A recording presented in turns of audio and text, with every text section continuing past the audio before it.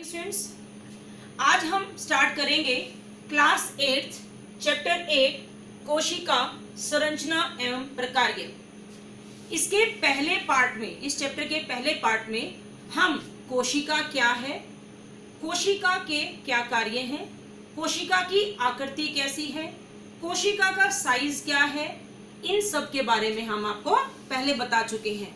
आज हम करेंगे कोशिका की संरचना, किस चीज से मिलकर कोशिका बनी हुई है। कोशिका की जो सबसे पहले कोशिका जीवन की संरचनात्मक व क्रियात्मक इकाई होती है। सबसे छोटी इकाई जीवन की, इसे कोशिका कहा जाता है। और एक जैसी, मान लीजिए ये एक कोशिका है, एक जैसी कोशिकाएं मिलकर किस चीज का निर्माण करती हैं? उत्तक का। मान लीजिए ये कुछ कोशिकाएं मिलकर इन्होंने क्या बनाया? उत्तक का निर्माण किया। और उत्तक मिलकर क्या बनाते हैं? अंग। उत्तक मिलकर क्या बनाते हैं? अंग। और विभिन्न प्रकार के अंग मिलकर बनाते हैं अंग तंत्र। जैसे कि मान लीजिए हम पाचन तंत्र का लेते हैं, हमारा मुख है, ग्रसनी है, अमाशय है, यकृत है, छोटी आंत है, बड़ी आंत है, ये विभिन्न अंग हैं। और ये सभी अंग मिलकर क्या बनाते हैं? अंग तंत्र। जैसे कि क्या बनाया? पाचन तंत्र। और ऐसे ही विभिन्न तंत्र मिलकर, जैसे कि पाचन तंत्र, श्वसन तंत्र, उत्सर्जन तंत्र, ऐसे ये तंत्र मिलकर क्या करते हैं? एक जीव का निर्माण करते हैं। तो जीवन की सबसे छोटी इकाई क्या हुई? कोशिका। अब हम अध्ययन करेंगे कि कोशिका किस चीज से मिलकर बनी है। ध्यान देंगे बेटा, कोशिका के मुख्य 3 भाग होते हैं: कोशिका झिल्ली, केंद्रक और कोशिका द्रव्य। सबसे पहले हम आपको लेंगे कोशिका झिल्ली। ये मैं आपको एक कोशिका की संरचना बना रही हूं, जंतु कोशिका। किसकी संरचना बना रहे हैं हम? ये जंतु कोशिका की संरचना। जो जंतु कोशिका या पादप कोशिका, जो भी आप लेंगे, जो उन्हें संरचना प्रदान करती है, जो उन्हें आकृति प्रदान करती है, ये जैसे बाहर की हमने ली, इसे हम कहते हैं कोशिका झिल्ली। क्या कहते हैं इसे? कोशिका झिल्ली। इसे प्लाज्मा झिल्ली भी कह सकते हैं, जो कि कोशिका को आकार प्रदान करती है। प्लाज्मा झिल्ली, इसे कोशिका झिल्ली भी कहते हैं, ध्यान रखेंगे। जो कोशिका झिल्ली है, ये आपको इन्हें आकार प्रदान करेगी। ये जंतु कोशिका में उपस्थित होती है, पादप कोशिका में भी उपस्थित होती है, और ये विभिन्न प्रकार के प्रोटीन और लिपिड से मिलकर बनी हुई होती है।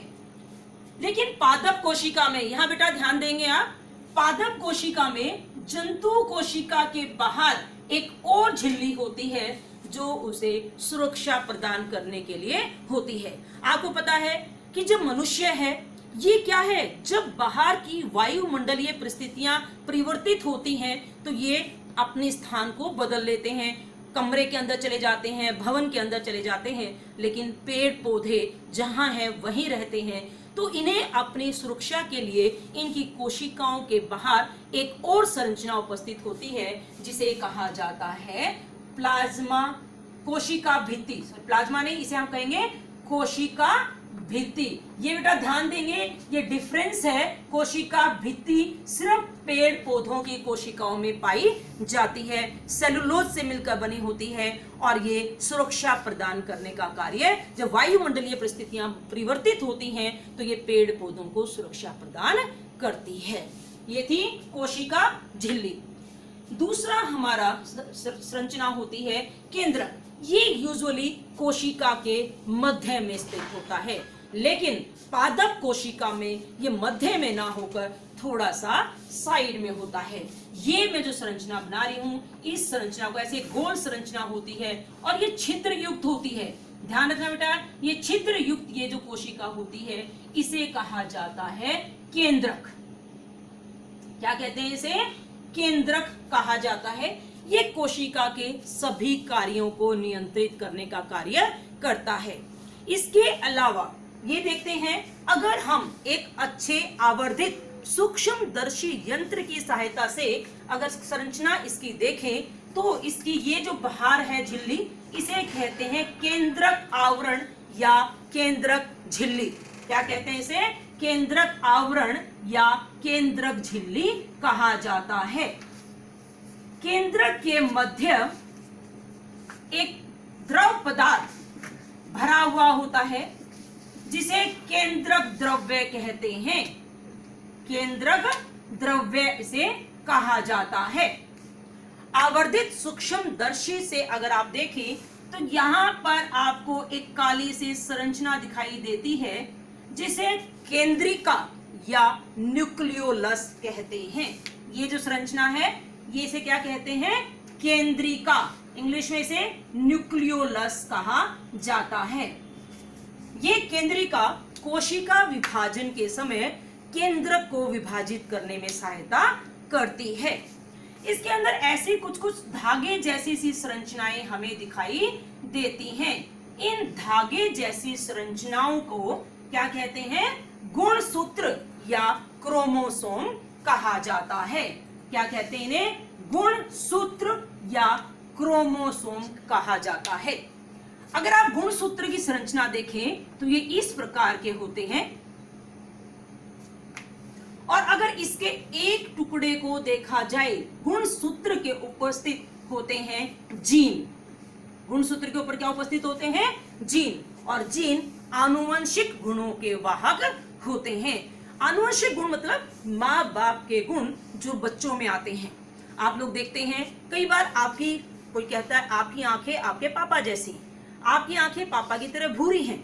कोई कहता है आपके बाल आपकी मम्मी की तरह घुंघराले हैं। इसका मतलब हमारे माँ बाप के गुण हम तक स्थानांतरित हुए, इसे कहते हैं आनुवंशिकता। और उन आनुवंशिक गुणों को यानी माँ बाप के गुणों को बच्चों तक स्थानांतरित करने का काम किसका होता है? जीन का होता है। और ये जीन किस पर उपस्थित होते हैं? गुणसूत्र पर। और गुणसूत्र कहाँ उपस्थित होते हैं? केंद्रक के अंदर। इसका मतलब केंद्रक जो है ये आनुवंशिक गुणों को, माँ बाप के गुणों को बच्चों के अंदर स्थानांतरित करने का कार्य भी करता है।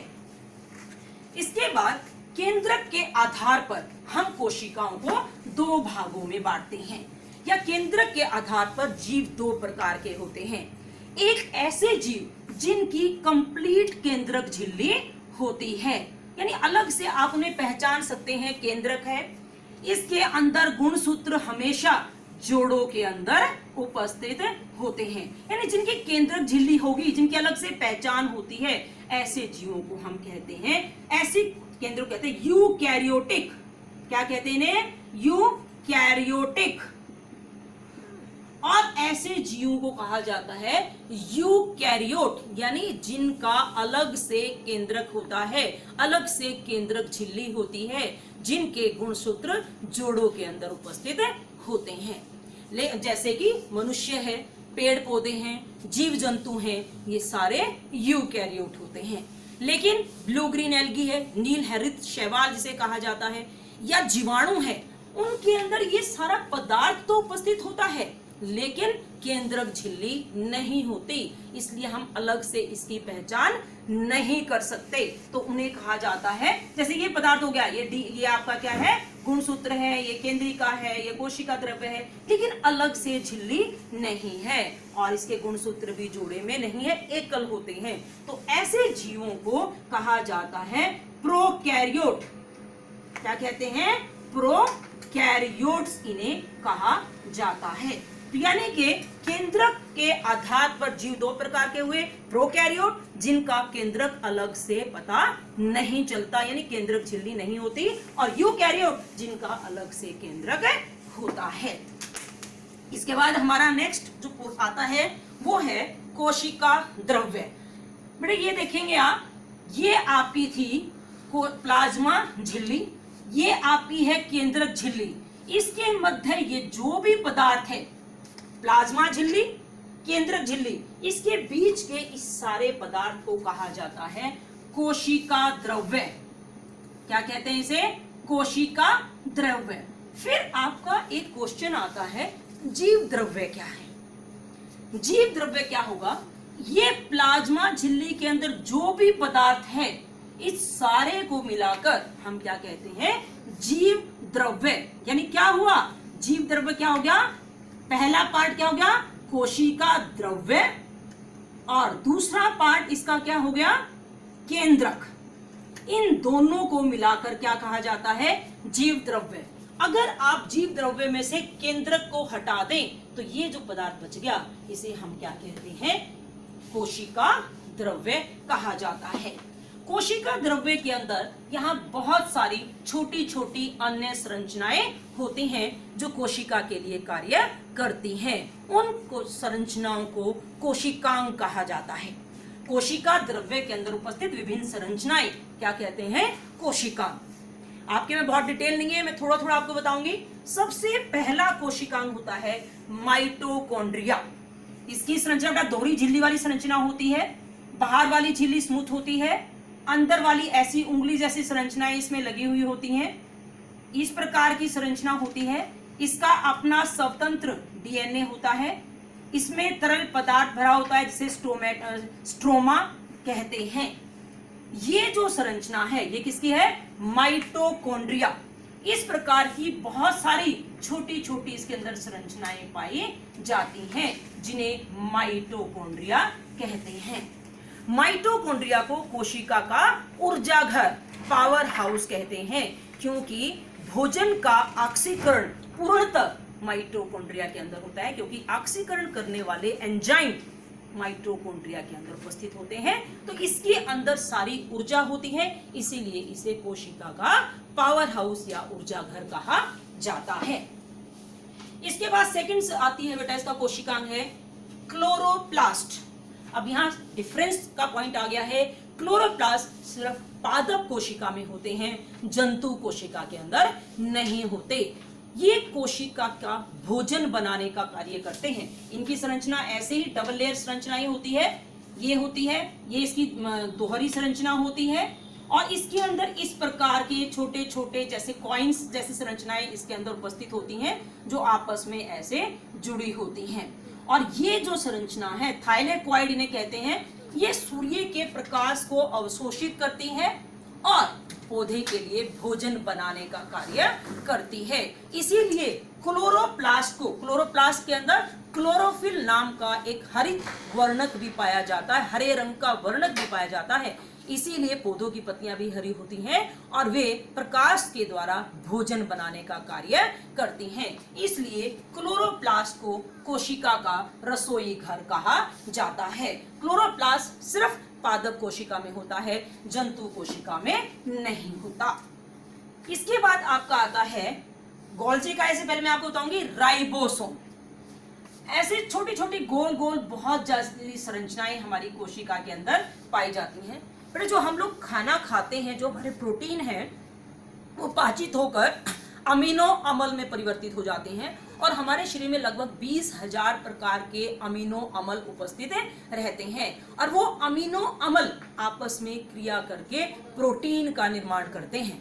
तो वो प्रोटीन, अमीनो अम्ल से प्रोटीन बनाने का कार्य किसका होता है, राइबोसोम। ये संरचना कौन सी होती है, राइबोसोम, जो कि प्रोटीन बनाने का कार्य करती है। इसके बाद आपका आता है गोल्जी काय। इस प्रकार की संरचना होती है गोल्जी काय, ऐसे स्टॉक से होते हैं। ये संरचना ऐसी इस प्रकार की संरचना पाई जाती है, इन्हें कहते हैं गोल्जी काय। ये गोल्जी काय जो है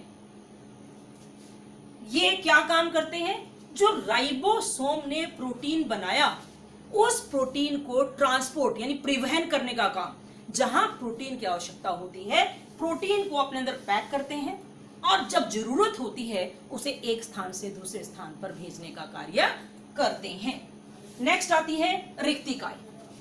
रिक्तिका में डिफरेंस का पॉइंट आएगा, छोटी छोटी रिक्तिकाएं जो अपशिष्ट पदार्थों को अपने अंदर संचित करके रखती हैं और जरूरत पड़ने पर कोशिका के बाहर निकाल देती हैं। इन्हें कहते हैं रिक्तिका।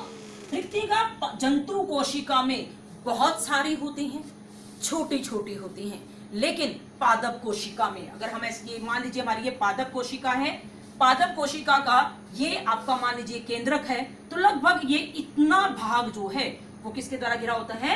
रिक्तिका के द्वारा। यानी रिक्तिका एक ही होती है और बहुत बड़े आकार में होती है और सारे पदार्थों को, अपशिष्ट पदार्थों को अपने अंदर संचित करके रखती है।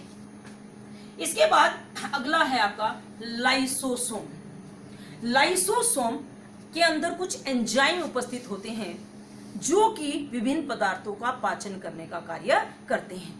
जब पाचन के लिए ये पदार्थ नहीं मिलते तो ये अपने ही कोशिका के कोशिकांगों का पाचन करना शुरू कर देती है और जब कोशिकांग का पाचन हो जाता है, कोशिकांग खत्म हो जाएंगे।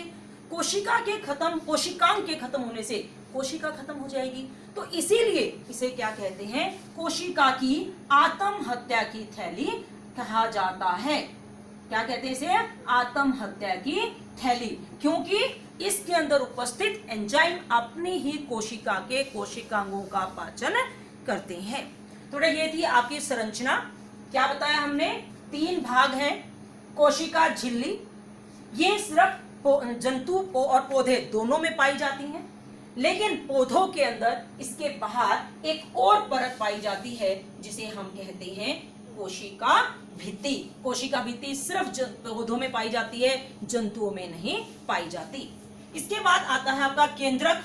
जंतुओं की कोशिका में मध्य में होता है और पादप में रिक्तिका की वजह से साइड पर होता है। इसके कार्य मैंने आपको बता दिए थे। थर्ड है कोशिका द्रव्य। कोशिका द्रव्य के अलग अलग कोशिकांग होते हैं। माइटोकॉन्ड्रिया कोशिका का ऊर्जा घर, क्लोरोप्लास्ट कोशिका का रसोई घर, राइबोसोम प्रोटीन बनाने का कार्य, गोल्जी काइल प्रोटीन को ट्रांसपोर्ट करने का कार्य, रिक्तिका अपशिष्ट को अपने अंदर रखना और लाइसोसोम आत्महत्या की थैली। तो ये आपके डिफरेंस आप कर लेंगे। अगर जंतु कोशिका में कोशिका भित्ति होती है, पादप कोशिका में नहीं होती। क्लोरोप्लास्ट पादप कोशिका में होते हैं, जंतु कोशिका में नहीं होते। गोल्जी काइल जंतु कोशिका में पूरी तरह से विकसित होते हैं, पादप कोशिका में छोटे होते हैं।